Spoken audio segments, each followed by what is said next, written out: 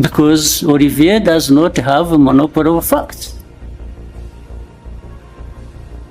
Do you? No, I don't, sir. Hey, so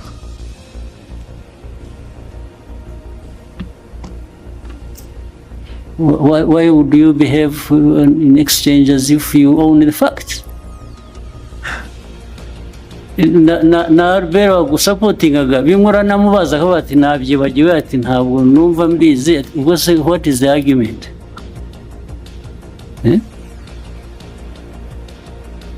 Muvaneho akajagari mu buzima. You ask what you actually what concerned me why I raised it. I saw him her apologizing and I thought she didn't have to apologize. Apologize for what? Nasabye imbabazi kubera ko ndi umucuruzi mfite televiziyo, minisitiri kuvuga ko tutize dufite ibintu bitameze neza nshobora gutakaza isoko, nagombaga kujya mu ruhande rumeze rutyo. Ariko kuri jewe waritakaza wa apologizing. When you apologize, babo nasabye imbabazi nabo bambabarire. There was absolutely no reason to apologize. None. In fact, Olivier, Minister should have apologized to have even himself gone into exchange with the journalist over this nonsense. This is absolute nonsense.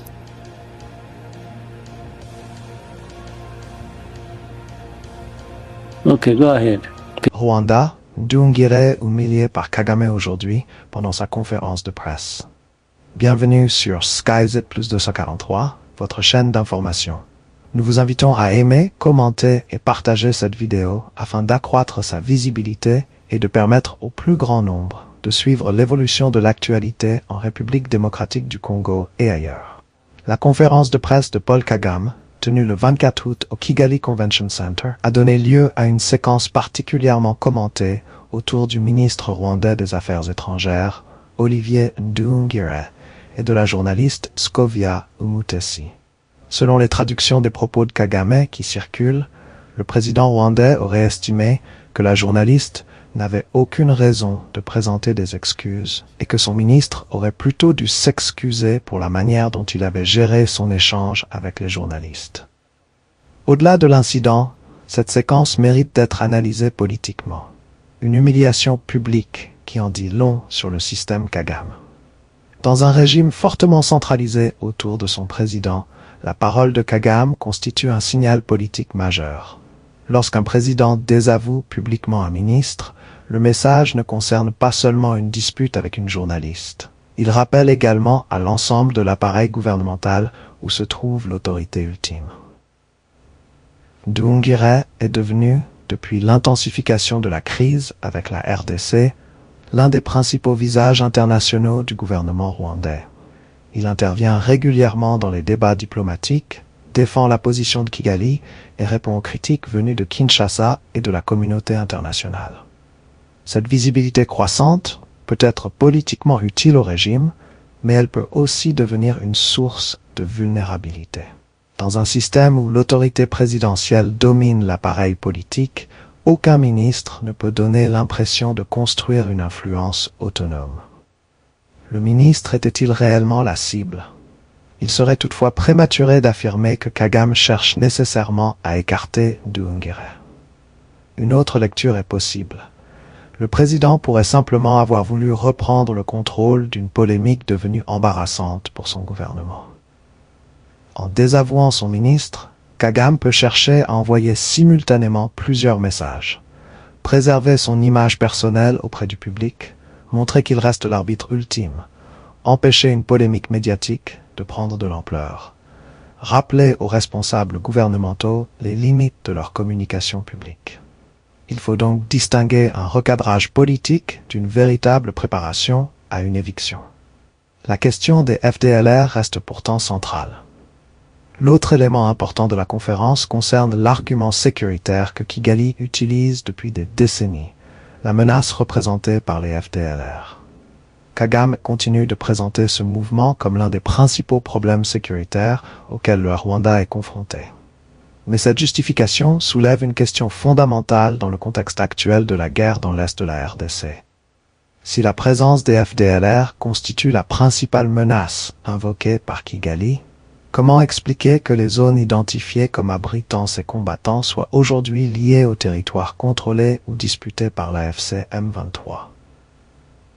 La question mérite une réponse documentée, tout comme les accusations concernant l'exploitation et le commerce des minerais congolais.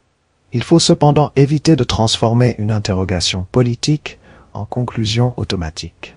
Les allégations concernant les FDLR, le M23, les minerais ou le soutien extérieur doivent être confrontés au rapport des Nations Unies, aux données disponibles et aux déclarations officielles des différentes parties. Les minerais, l'autre question que Kigali ne peut pas éternellement éviter. La guerre dans l'Est de la RDC ne peut pas être analysée uniquement sous l'angle de la sécurité rwandaise. L'Est congolais possède d'importantes ressources minières, notamment le coltan, l'or, l'étain et d'autres minerais stratégiques.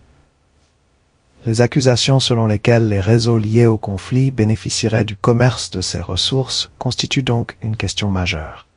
Kinshasa accuse Kigali de soutenir l'AFC M23 et de contribuer à l'exploitation illégale des ressources congolaises. Kigali rejette ces accusations et affirme que ses préoccupations sont principalement liées à sa sécurité nationale. Le véritable débat devrait précisément porter sur ces deux questions, sécurité et ressources. Réduire la crise à une confrontation verbale autour de la langue utilisée par un ministre ou une journaliste ne permet pas de répondre aux problèmes fondamentaux. La polémique médiatique peut-elle devenir une diversion? Il faut ici rester prudent. Il serait impossible, sans éléments supplémentaires, d'affirmer que la polémique entre Nduhungirehe et Scovia Umutesi a été volontairement fabriquée pour détourner l'attention. Mais politiquement, une controverse de ce type peut avoir un effet de diversion. Pendant que l'opinion publique débat de savoir qui devait présenter des excuses à qui, les questions plus difficiles passent au second plan. Quelle est exactement la stratégie du Rwanda dans l'Est de la RDC? Quelle est l'ampleur réelle du coût économique et humain de cette politique? Quel est le rôle des minerais dans les réseaux économiques liés au conflit? Quelle stratégie Kigali envisage-t-il si les processus diplomatiques de Washington et de Doha aboutissent à une solution politique? Ce sont ces questions qui devraient occuper le centre du débat. Une mise en scène politique à surveiller. La composition d'une conférence de presse et la sélection des intervenants méritent également d'être examinées avec sérieux, mais sans spéculation non vérifiée. Dans tous les systèmes politiques, les événements médiatiques officiels sont organisés, préparés et encadrés. Cela ne signifie pas automatiquement que les questions sont fictives ou que les participants sont manipulés. La véritable question est plutôt celle de l'espace laissé à la contradiction. Une conférence de presse crédible doit permettre aux journalistes de poser des questions difficiles, y compris sur les sujets que le pouvoir préférait éviter, et les difficultés internes du Rwanda. L'analyse politique ne doit pas non plus présenter sans preuve chaque difficulté sociale ou économique, comme la conséquence directe de la guerre ou des sanctions. Le Rwanda a enregistré pendant plusieurs années une croissance économique importante et s'est construit une image internationale de stabilité et d'efficacité administrative. Mais le pays reste confronté à des défis réels. Emploi, coût de la vie, accès aux services essentiels, pression démographique et développement des infrastructures. La question de l'accès à l'eau, notamment, mérite d'être examinée à partir de données fiables plutôt que d'images isolées circulant sur les réseaux sociaux. Une image virale peut illustrer un problème. Elle ne suffit pas à mesurer l'état d'une économie nationale. Kagame garde la main. L'épisode Nduhungirehe Scovia montre finalement quelque chose de plus important que la polémique elle-même. Kagame demeure l'arbitre central de la communication politique rwandaise. En quelques déclarations, le président peut modifier la lecture publique d'une controverse impliquant un membre important de son gouvernement. Pour Nduhungirehe, le message est clair. Sa visibilité internationale ne signifie pas qu'il dispose d'une autonomie politique comparable à celle du président. Et pour l'opinion publique, la question essentielle est peut-être ailleurs. Ne laissons pas les querelles médiatiques remplacer les véritables questions. Le conflit RDC-Rwanda concerne des milliers de vies humaines. La souveraineté territoriale, la sécurité régionale, les déplacements de population, les ressources minières et l'avenir politique des Grands Lacs. La polémique autour d'une journaliste et d'un ministre peut faire beaucoup de bruit. Mais le bruit n'est pas nécessairement l'essentiel. Le véritable débat reste celui-ci. Quelle stratégie politique Kigali poursuit-il dans l'est de la RDC?